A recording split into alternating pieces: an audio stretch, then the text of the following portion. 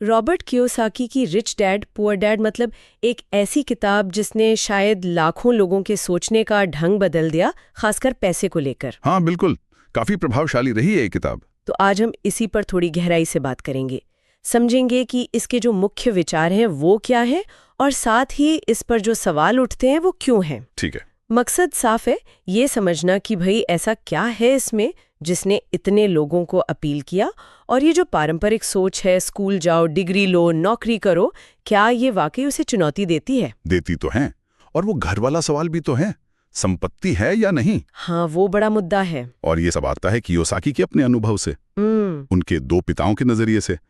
एक तरफ उनके पढ़े लिखे गरीब पिता जो आर्थिक रूप से थोड़े परेशान रहते थे, और दूसरी तरफ उनके दोस्त के पिता, अमीर पिता, जो कम पढ़े लिखे थे लेकिन एक सफल उद्यमी। तो इसी कॉन्ट्रास्ट से सारे सबक निकले हैं। तो फिर सबसे अहम सबक क्या है? पहला और शायद सबसे बुनियादी सबक है फाइनेंशियल लिटरेसी की जरूरत। मतलब पैसों की समझ, जो स्कूलों में नहीं सिखाई जाती है ना। बिल्कुल। किताब यही कहती है कि स्कूल हमें अच्छा कर्मचारी, अच्छा एम्प्लॉय बनना सिखाते हैं, पर पैसा मैनेज करना, उसे बढ़ाना वो नहीं सिखाते। ये उस धारणा पे चोट करती है कि अच्छी पढ़ाई ही अच्छी कमाई की गारंटी है। अच्छा। और दूसरा मुख्य विचार वो ये कि अमीर लोग पैसे के लिए काम नहीं करते, बल्कि पैसा उनके लिए काम करता है। मतलब वो जिसे रैट रेस कहते हैं, सैलरी आई, खर्चे हुए, फिर अगली सैलरी का इंतजार, उससे बाहर निकलना और ऐसी संपत्ति यानी एसेट्स बनाना जो आपके बिना लगातार काम किए भी आपको आय दें, पैसिव इनकम। हाँ, पैसिव इनकम। और यहीं पर वो संपत्ति और देनदारी वाली बात आती है, एसेट्स और लायबिलिटीज। सही। ये कॉन्सेप्ट बहुत अहम है किताब में। ये थोड़ा कंफ्यूजिंग भी हो सकता है, खासकर जब घर की बात आती है। लोग सोचते हैं घर तो एसेट है। हाँ, यही तो कियोसाकी का पॉइंट है।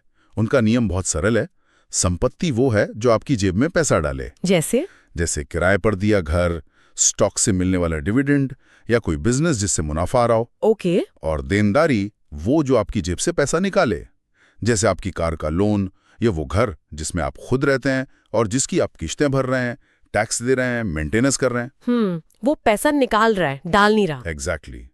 कियोसाकी कहते हैं कि अमीर लोग एसेट्स जमा करते हैं, जबकि बाकी लोग लायबिलिटीज खरीदते रहते हैं, ये सोचकर कि वो एसेट ले रहे हैं। तो फोकस एसेट बनाने पर होना चाहिए। बिल्कुल। और इसके साथ वो और भी बातें जोड़ते हैं, जैसे कि बिजनेस स्ट्रक्चर, मतलब कॉरपोरेशंस को समझना, टैक्स की नियमों को समझना। क्यों? टैक्स का क्या लेना देना? क्योंकि बिजनेस ओनर के तौर पर आपको टैक्स में कुछ फायदे मिल सकते हैं जो शायद एक सैलरी वाले कर्मचारी को ना मिले।